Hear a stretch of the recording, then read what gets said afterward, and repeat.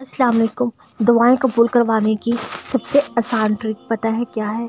सबसे पहले जो बात समझने की है वो ये है, अल्लाह हर इंसान की हर दुआ सुनता भी है, कबूल भी करता है।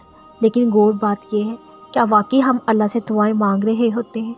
हम दुआ मांगने की कोशिश तो कर रहे होते हैं, लेकिन हम ये नहीं जानते दुआ कैसे मांगनी है। जिस तरह नमाज़ पढ़ने का एक तरीका है, जिस तरह रोज़ा, ज़कात, अशर, हज के तरीके सिखाए गए हैं, इसी तरह दुआ मांगने का भी बहुत बड़ा आसान सा तरीका है।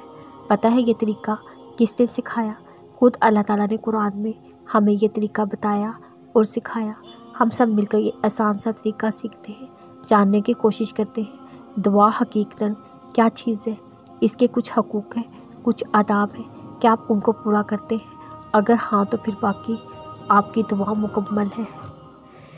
कुरान पाक में अल्लाह ताला ने इस ज़मीन पर बसने वाले सबसे पहले इंसान यानी हज़रत आदम अलैहिस्सलाम को एक दुआ सिखाने का जिक्र किया।